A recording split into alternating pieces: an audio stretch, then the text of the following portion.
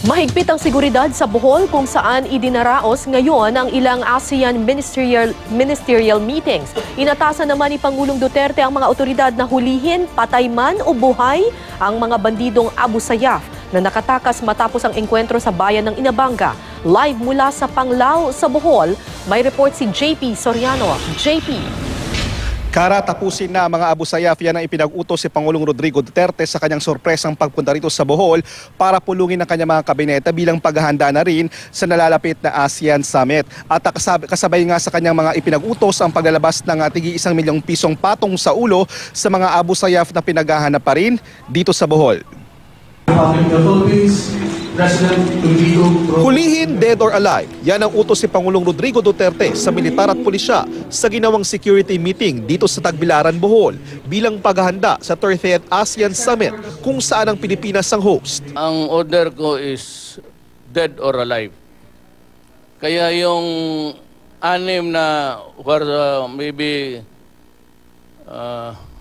scouring the safety nets kung saan sila makalanding, I have you 1 million offer per person ako. Tip lang, bigay mo sa police, pati military, no questions asked. Do not even give you names.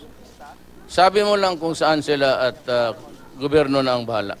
Ayon sa Pangulo, mabutit napigil ito kaagad ng militar. We can always make the projection that they were there to spoil the Asian, not only spoil, but to create a disaster for all of us.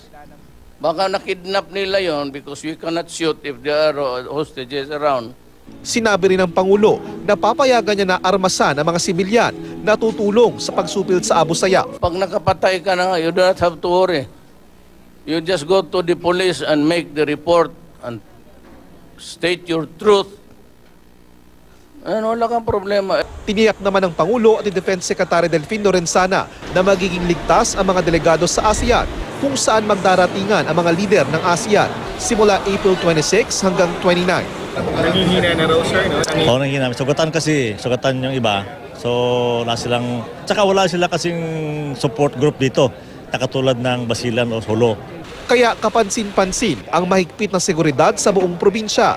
Nagkalat ang mga sundalo at pulis. Bitbit nila ang rogue gallery ng 7 Abu Sayyaf na nakatakas matapos ang engkwentro nito sa militar sa Inabanga, Bohol.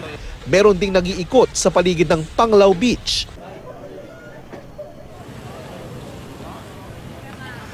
At Kara, at ang paglilinaw nga ni Pangulong Duterte, yung kanyang marching order na yan ay hindi lang daw para sa mga terorista, kundi pati na rin daw sa mga drogista kaugnay sa war on drugs ng Administrasyong Duterte at sa kabila nga ng banta ng ASG na nakarating na para sa unang pagkakataon dito sa Visaya, sa parting ito ng Visaya ay karamihan naman sa mga nakausap nating mga turista at delegates ng ASEAN, sinasabi nila na they feel safe at kampante silang mapoprotektahan ng pulisya. At yan muna ang latest mula rito sa Bohol. Kara?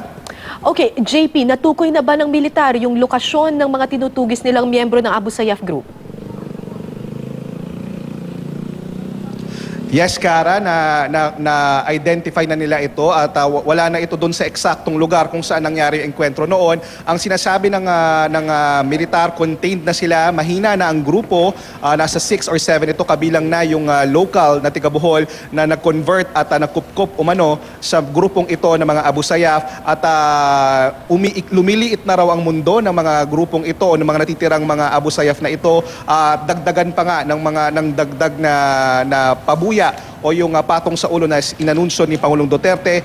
Bukod pa yan sa mga patong sa ulong inanunsyo rin ng mga local officials dito sa Bohol ay sabi nila matatapos, sabi ng militar, ng AFP Chief of Staff, matatapos na raw ang problema sa Abu Sayyaf dito sa Bohol sa lalong madaling panahon.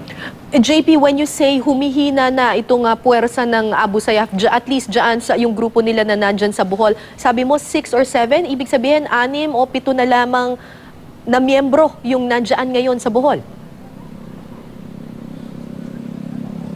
Tama, Kara. 4 yung sinasabi ng AFP, 4 yung napatay nila. kabilang na si Abu Rami at dalawa yung nasa questioning nila, tinatanong kung ano naging participation.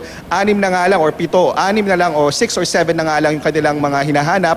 Karamihan daw sa mga ito ay heavily wounded, wala na raw makain at wala na rin daw tumutulong sa kanila. Ang problema, hindi pa rin din daw nila magarantiya na talagang hindi ito makakahanap pa ng ibang kakampi dito sa Bohol. Kaya nga, Kara, doon sa mga ports, nakita natin, bantay sarado talaga siya, pati sa airport, baka kasi may makalusot. Lalo na paggabi, at dala-dala nila yung mga litrato ng mga Abu Sayyaf na ito, known Abu Sayyaf, at mahigpit nga yung kanilang ginagawang inspection sa buong Panglao, which is hindi naman yan very common.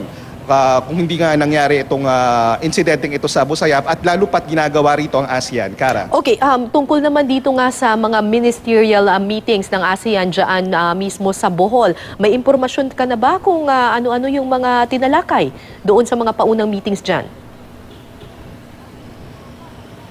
Okay, Kara, mga trade officials ito from Hong Kong and ASEAN, this past few weeks ay sunod-sunod yung mga ginagawang ministerial meetings. Isa lang ang buhol sa mga pinagdausan nito, economic trade, mga posibleng investments ng Pilipinas at vice versa ng ibang bansa sa karagdagang investments sa ibang bansa. Ang mga tinatalakay diyan, bangaman ito ay dati nauna ng mga tinatalakay na rin sa iba pang bahagi ng probinsya katulad sa Boracay at sa ibang lugar sa Metro Manila. Pero syempre, ang pinaka-highlight talaga ng ASEAN, Kara, ay magaganap sa darating na mga linggo from April 26 to 29, kung saan inasahan darating nga yung mga heads of state ng ASEAN, at pagdating nga ng November kung saan inasahang mas maraming leader ang darating. Although sinasabi nga ni Pangulong Duterte, hindi naman daw siya tiyak kung talaga makakarating si President Trump, pero most likely, ayon din sa DFA, may chance na darating ang Secretary of State na si Secretary Tillerson. Kara. Maraming salamat, JP Soriano.